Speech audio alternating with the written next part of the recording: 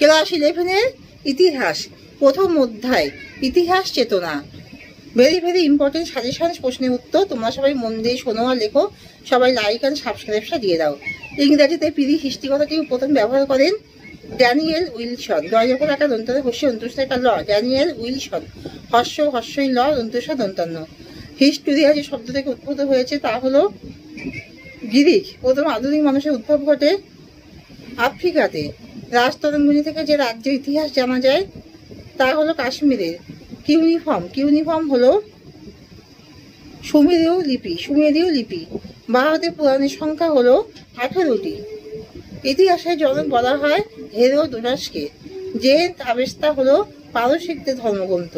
পৃথিবীর প্রাচীনতম মহাকাব্য হলো গিলগামেশ। আমির খসরু রচিত গ্রন্থটির নাম হলো কিরান উস সদাইন। ভারতীয় ঐতিহাসিক যুগের সূচনা হয় কোন সময় থেকে? ঐতিহাসিক যুগের সূচনা হয় খ্রিস্টপূর্ব 4th শতক। রেডিও কার্বন ডেটিং পদ্ধতি আবিষ্কার করেন কে? Willard Frank Libby.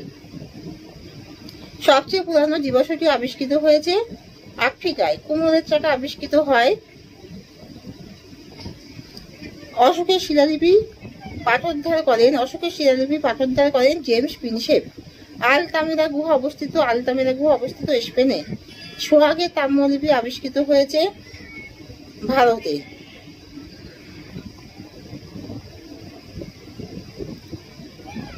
সবচেয়ে পুরনো জীবাশ্মটি আবিষ্কৃত হয়েছে আফ্রিকায়।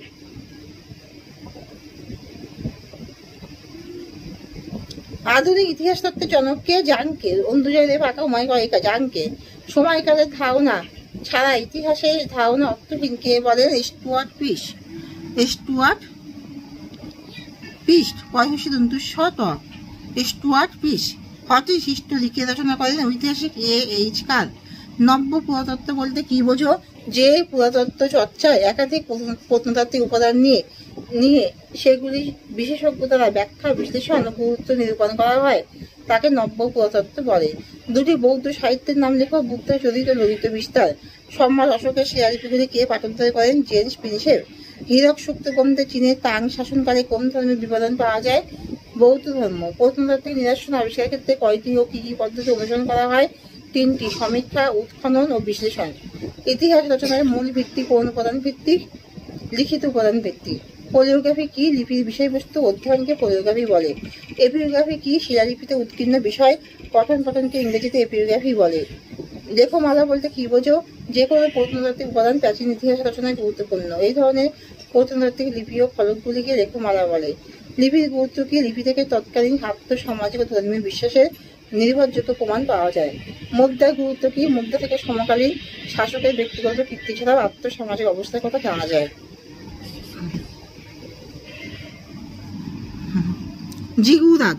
জিগুরাত কি? প্রাচীন যুগে প্রতিটি নগরে একটি করে সুবিশাল মন্দির থাকতো। এইগুলিকে জিগুরাত বলে। ফেরাও কারা? ফেরাও কারা? প্রাচীন মিশরের রাজাদের ফেরাও বলা হতো। ইতিহাস পুরাণ কি?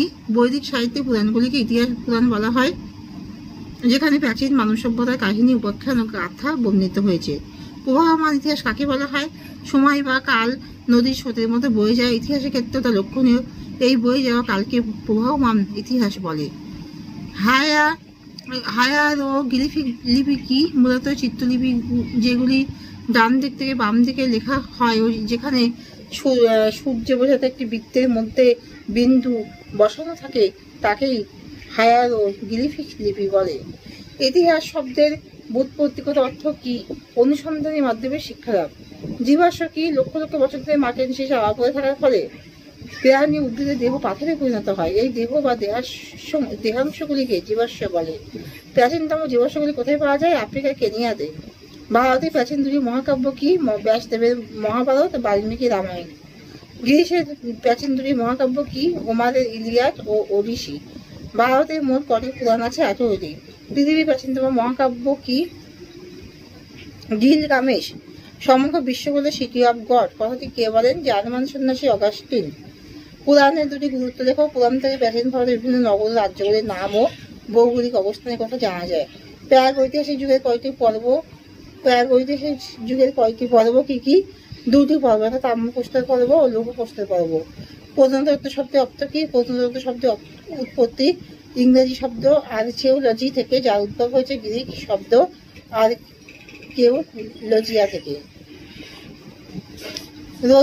রোজেরা প্রস্তর কি?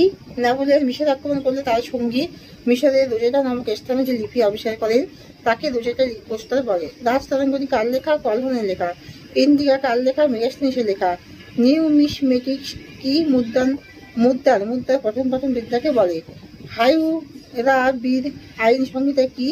একটি 8 কোণা পাথরের উপর কোণাক্ষর লিপিতে লেখা হামুরাবির আইন সংহিতা, পৃথিবীর প্রথম লিখিত আইন সংহিতা। হর্ষচরিত কার লেখা? হর্ষচরিত গ্রন্থটি রচনা করেন হর্ষবর্ধনের সহকবি বাণভট্ট। শাহনামা কার লেখা? পারসিক কবি ফিরদৌসির লেখা। বাবরের আত্মজীবনীর নাম কি? তুজুকি বাবরি। সরকারি দলিলপত্র কোথায় সংরক্ষণ করা হয়? মহাফেজখানায়। ভারতের বৌদ্ধ ধর্মের জন্ম গ্রন্থটি কার লেখা? লামা তারানাথ। লয়কা ময়কা লামা তারানাথ।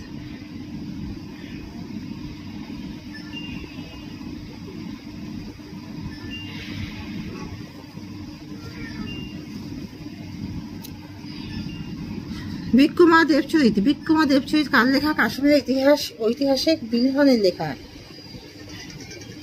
ভারতের 4টি পুরাণ কি? বিষ্ণু পুরাণ, ব্রহ্ম পুরাণ, মৎস্য পুরাণ ও বায়ু পুরাণ। হামুরাবির আইন সংহিতা কি? একটি 8 কোণা পাথরের উপর কোণাক্ষর বা কিউনিফর্ম লিপিতে লেখা হামুরাবির আইন সংহিতা, পৃথিবীর প্রথম লিখিত আইন সংহিতা। নিউমিসমেটিক্স কি? মুদ্রার পঠন বিদ্যাকে নিউমিসমেটিক্স বলে। এর দ্বারা বিভিন্ন ধরনের মুদ্রার পরিচয় জানা যায়।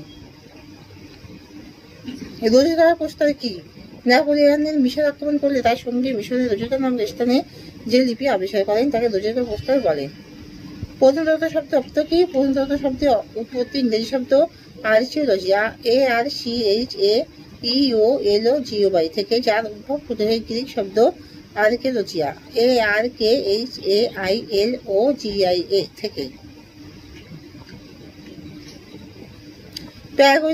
প্রাগৈতিহাসিক যুগের কয়টি পর্ব কি কি? দুটি পর্ব, তাম্রপ্রস্তর পর্ব ও লৌহ পর্ব।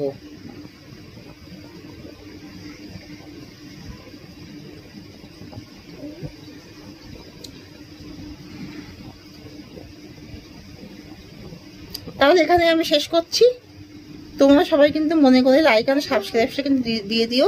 তোমরা সবাই খুব ভালো থাকো, খুব সুস্থ থাকো, ভালো করে সবাই মন দিয়ে এক মনে পড়াশোনা করো। আমার এই নোটগুলো তোমরা সবাই লিখে নিয়েছো তো? তোমার কমেন্টও পাঠাও, আর ভালো করে তোমার মন দিয়ে পড়াশোনা করো।